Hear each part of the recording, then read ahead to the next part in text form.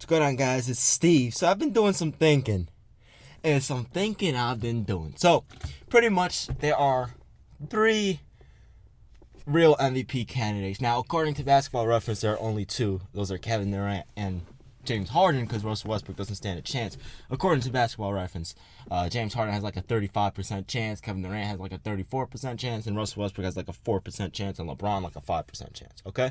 However, LeBron James really should be deserved or even considered to be the MVP this year. And I know it sounds cliche because everyone says it every year, okay? LeBron James is the MVP regardless of if he wins the award or not. I know it sounds cliche, okay? Last season he averaged 25 points per game, 7 rebounds, 7 assists, 1 steal on 35 minutes per game, shooting 52% from the field, 30% from 3, and 73% from the free throw line. Now, this season, LeBron James is averaging 26 points per game, 8 rebounds per game, 9 assists per game, 1.5 steals per game, which is ridiculous. Okay, listen to this. He's playing I think this is the second most minutes in the league at 37.6 minutes per game. He's shooting 54% from the field, which increases from last year. He's shooting a career high of 38% from 3. Again, a career high, which is ridiculous. And he's shooting nearly 70% from the free throw line.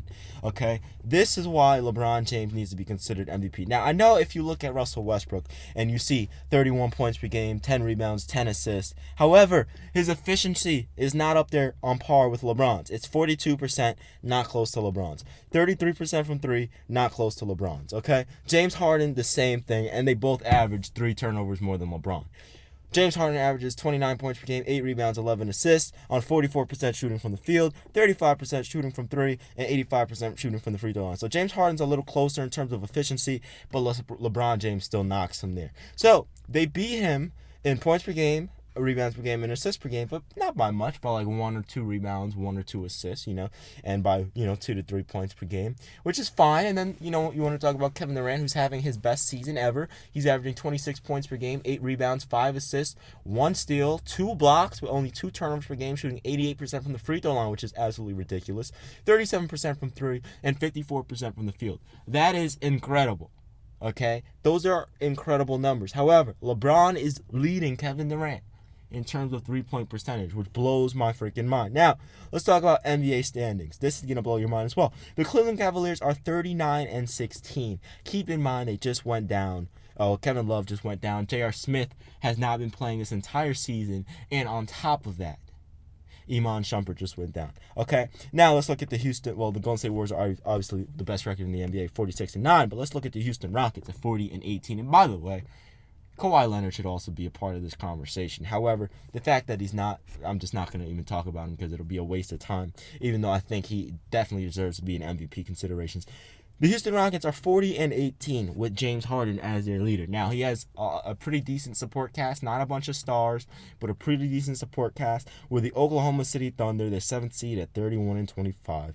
And they're probably going to stay there, because they're 3 games behind Memphis, that's 6 at 34-24, and they're 6 games ahead of Denver, which is 8th at 25-30. So OKC will probably finish the season at around a 7th seed, which means they would face the San Antonio Spurs in the first round. However, back to the topic.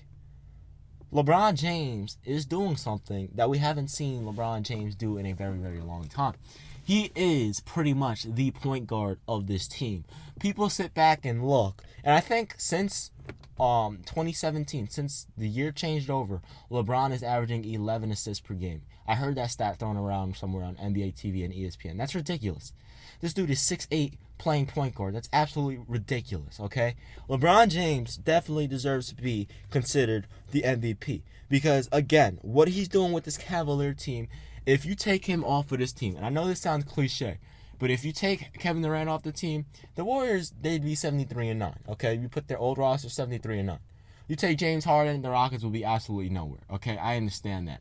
You take Russell Westbrook, the Thunder would be absolutely nowhere. You take away Kawhi Leonard, the Spurs will probably be absolutely nowhere, okay? I understand that. But if you take LeBron James away, this team would be terrible. And that's just a fact. LeBron is what makes this team work together. He's what makes them strive for greatness, okay? Because Kyrie Irving, as much as I love him, he's not a playmaker. He is a he's not a floor general, Okay? He can make plays for himself, which is great. But when LeBron's off the floor, who's going to be making plays for everyone else? Because it's going to be a stagnant offense. Because even when Kevin Love was healthy, it was pretty much throw it to K Love in the post or pick and pop from three with Kevin Love and Kyrie. Okay? Or Channing Frye. And usually who's running that? LeBron James. It ain't Kyrie running those plays. Kyrie, he usually scores off of isolations or catch and shoot, which is nothing wrong with. And by the way, did you see him last night with that range against the Indiana Pacers? Ooh, boy, he's looking like Curry out there a little bit, man. Anyway, man, so I don't know. I just think LeBron James definitely deserves to be in considerations for MVP. I know people look at his points per game saying he's only averaging 26 points per game. He can't be MVP averaging 26 points per game. Well, I mean, Stephen Curry won it 2 years ago, averaging 22. But that's not the point. The point is he has a career high in assists at 8.9, pretty much 9 assists. He has 8 rebounds per game. So he's averaging 26, 8, and 9, which is absolutely ridiculous. He's shooting 54% from the field. He's shooting a career high of 38% from 3. Okay, he's shooting 70% from the free throw line. And when you look at it, this man, did you see that pass, by the way, between Andrew Wiggins' legs? I'm not going to lie. He did not mean to do that. Let's be real for a second. That was a little bit of luck. I think he meant to throw it to the right of Andrew Wiggins to meet the cutter. I think it was Derek Williams that cut. The Cavaliers are smart by keeping him, but apparently the Knicks aren't, because I told you guys we should have kept Derek Williams. He's a really good energy player. LeBron tried to throw it to the right of him so the ball could meet Derek Williams at the rim because he was cutting. However, he threw it a little too left, I would say, or I don't know, just spun out of his hand incorrectly, and somehow, some way, he made it out the hood someday, JK. Somehow, some way, it went between Andrew Wiggins' legs.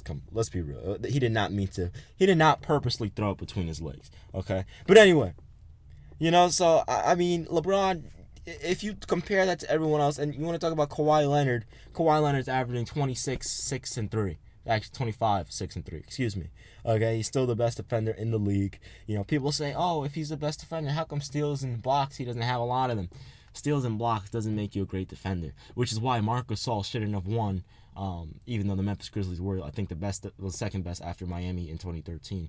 One of the best defensive teams in the league, and Marc Gasol was definitely one of the best defensive players in the league. But I think LeBron, in totality of defense, guarding numerous positions, whereas Marc Gasol was pretty much just a paint protector, LeBron deserved that Defensive Player of the Year award.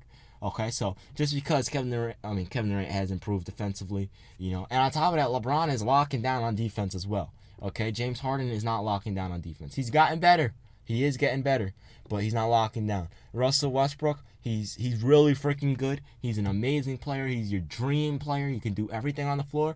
He's just inefficient. And that's what makes LeBron James so special. And I don't think a lot of people understand this, is that LeBron James does every single thing on the floor. Scoring, passing, rebounding, facilitating, running plays, and just doing everything, coaching, leading, whatever you need him to do. He plays defense on top of that. And the most important thing is he's efficient. He is efficient. His career average, these are his career averages: 27, 7, and 7 on 50% shooting from the field, 34% shooting from 3, and 74% shooting from the free throw line. That's ridiculous. This guy is as efficient as they come for his size. He's incredible, an incredible player.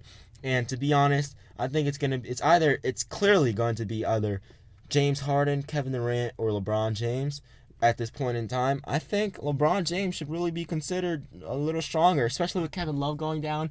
And if the Cavaliers can continue to win games without him, because LeBron is playing even more minutes and LeBron saying the things that he's saying, he definitely deserves to be in consideration for MVP, and it's unfair that he isn't, because he is a great player. Obviously he's a great player. He's the best player in the NBA, best player of all time to some of us. To me, he is. But it's sad that he's not even getting a look for MVP, when if you take this guy off of the team, they're going to be absolute garbage.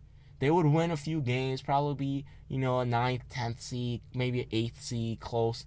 But with Kevin Love out now and it was just Kyrie, come on. I love Kyrie to death, but he can't carry the team like LeBron, man, Kyrie's a great player. He's the future of this franchise, future of the NBA, but he's not to that point just yet. He's getting there. He is getting there, but not quite yet. Okay, and Kevin Love going down for 6 weeks. LeBron's going to be playing even more minutes. He's playing the second most minutes in the league at the age of 32. That's ridiculous. He already has the most minutes in NBA history. If he's not getting a look for MVP, then I don't know what MVP is. Honestly, I don't know what the MVP award is then. Anyway, guys, it's been Steve. I'm out. Peace.